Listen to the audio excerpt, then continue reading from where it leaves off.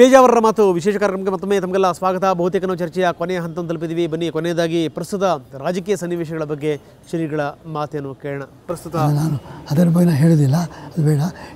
ಆದರೆ ನಾನು ಇದೆಲ್ಲ ಹೇಳಿದ್ದು ಬಸವಣ್ಣರ ಮೇಲೆ ಆರೋಪ ಮಾಡಲಿಕ್ಕಲ್ಲ. ಬಸವಣ್ಣವರ ಮೇಲೆ ನಮಗೆ ಬಹಳ ಗೌರವ ಇದೆ. ದೊಡ್ಡ ಕ್ರಾಂತಿಯನ್ನೇ ಮಾಡಿದ್ದಾರೆ. ಭಕ್ತಿಯ ನೆಲೆಯಲ್ಲಿ ಜಾತಿ ಮತವನ್ನು ಮೀರಿ ದೊಡ್ಡ ಕ್ರಾಂತಿ ಮಾಡಿದ್ದಾರೆ. ಅವರ ಬಗ್ಗೆ ನನಗೆ ಗೌರವ ಇದೆ. ಆದರೆ ಶಂಕರಾಚಾರ್ಯರ ಒಂದು ವಾಕ್ಯ ಬ್ರಹ್ಮಸೂತ್ರದಲ್ಲಿ ಬರೆದಿದ್ದಾರೆ ಅಂತ ಇಟ್ಟುಕೊಂಡು ಶಂಕರಾಚಾರ್ಯರನ್ನು ಟೀಕೆ ಮಾಡುವುದಾಗಿದ್ದರೆ ಎಲ್ಲರನ್ನೂ ಟೀಕೆ ಮಾಡಲಿಕ್ಕೆ ಅವಕಾಶ ಇದೆ. ಪೈಗಂಬರನ್ನು ಟೀಕಿಸಬಹುದು, ಕ್ರಿಸ್ತರನ್ನು ಟೀಕಿಸಬಹುದು. ಆದ್ದರಿಂದ ಇದೆಲ್ಲ ಮಾತುಗಳನ್ನು ಆವಾವ ಕಾಲದ ಇತಿಮಿತಿಯಲ್ಲಿ ಆವಾವ ಸಂದರ್ಭದಲ್ಲಿ ಮಾತಾಡಿದ್ದಾರೆ. ಎಲ್ಲ ಮತಾಚಾರ್ಯರನ್ನು ಗೌರವಿಸಬೇಕು.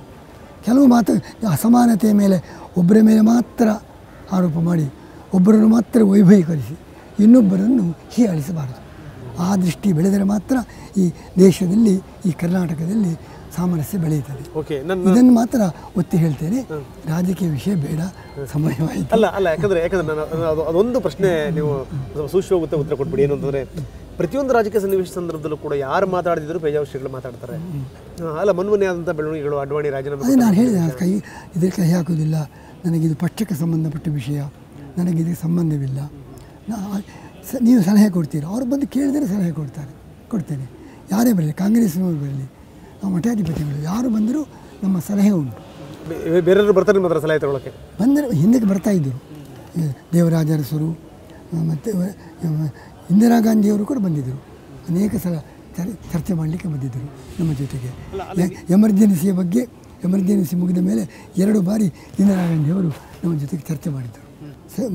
ಬೊಮ್ಮಾಯಿಯವರು ಇವರೆಲ್ಲರೂ ಕೂಡ ನನ್ನ ಜೊತೆಗೆ ಸಲಹೆ ಕೇಳಲಿಕ್ಕೆ ಬಂದಿದ್ದರು.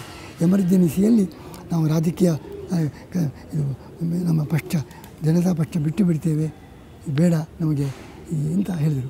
ಖಂಡಿತ ಬೇಡಬೇಡಿ, ನೀವು ಖಂಡಿತ ಒಂದು ಅವಕಾಶ ಬಂದೇ ಬರ್ತದೆ. ಪ್ರಜಾಪ್ರಭುತ್ವದಲ್ಲಿ ವಿರುದ್ಧ ಪಕ್ಷ ಇರಲೇಬೇಕು. ಇವತ್ತೆಲ್ಲ ನಾವು ನಿಮಗೆ ಮುಖ್ಯ ಸ್ಥಾನ ಬಂದೇ ಬರ್ತದೆ ಅಂತ ಒತ್ತಿ ಹೇಳಿದ್ದೇನೆ. ಅದರಂತೆ ರಾಮಕೃಷ್ಣ ಹೆಗಡೆಯವರು ಮುಖ್ಯಮಂತ್ರಿಗಳಾದರು, ಬೊಮ್ಮಾಯಿಯವರು ಕೂಡ ಮುಖ್ಯಮಂತ್ರಿಗಳಾದರು. ಹೀಗೆ ನಾನು ಮೊದಲಿಂದಲೂ ಸಂಬಂಧ ಇಟ್ಟುಕೊಂಡಿದ್ದೇನೆ ಎಲ್ಲ ಪಕ್ಷದವ್ರ ಜೊತೆ. ಅಲ್ಲ, ಈಗ ಏನಾಗಿದೆ ಅಂದರೆ, ಈ ಒಂದು ಮನೋಭಾವನೆಯಿಂದಲೇ ಎಲ್ಲೋ ಕಡೆ ನಿಮ್ಮನ್ನು BJP ಸ್ವಾಮಿಗಳು ಅಂಥೇಳಿ ಹೆಸರು ಪಟ್ಟ ಕಟ್ಟುವಂಥ ಪ್ರಯತ್ನ. ಹಿಂದೂ ಧರ್ಮದ ಬಗ್ಗೆ ಅನ್ಯಾಯ ಆದಾಗ ತಪ್ಪು ಅಂತ ಹೇಳ್ತೇನೆ. ಹಿಂದೂಗಳನ್ನು ಮುಸಲ್ಮಾನರನ್ನು ಸಮಾನವಾಗಿ ನೋಡಿ. ಅಲ್ಪಸಂಖ್ಯಾತರಿಗೆ ಒಂದು ನ್ಯಾಯ, ಬಹುಸಂಖ್ಯಾತರಿಗೆ ಒಂದು ನ್ಯಾಯ, ಇದು ಇರಬಾರದು.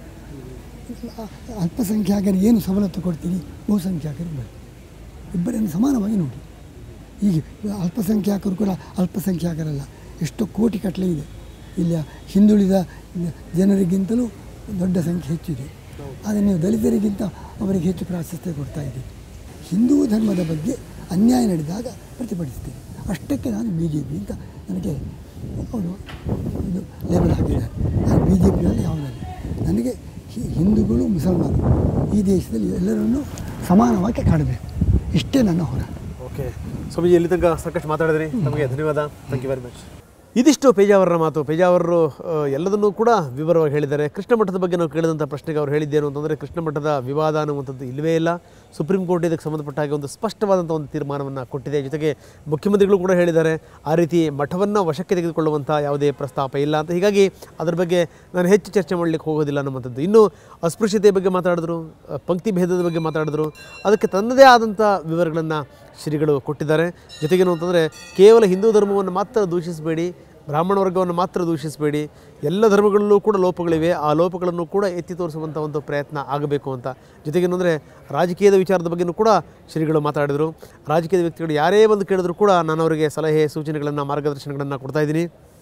ಅದು ಇಂದಿರಾ ಗಾಂಧಿ ಅವರಿಂದ ಹಿಡಿದು ಅರಸೋವ್ರ ತನಕ ನಿರಂತರವಾಗಿ ಸಾಗಿ ಬರ್ತಾ ಇದೆ. ಹೆಗಡೆಯವ್ರ ತನಕನೂ ಕೂಡ ರಾಜಕಾರಣಿಗಳು ಬಂದು ಸಲಹೆ ಸೂಚನೆಗಳನ್ನು ಪಡಿತಾ ಇದ್ದಾರೆ. ಆದರೆ ನಾನು ಕೇವಲ BJPಗೆ ಸೇರಿದವನು ಅನ್ನುವಂಥ ಒಂದು ಹಣಪಟ್ಟಿ ಕಟ್ಟುವಂಥದ್ದು ತಪ್ಪು ಅನ್ನುವಂಥದ್ದು ಶ್ರೀಗಳ ಅಭಿಪ್ರಾಯ.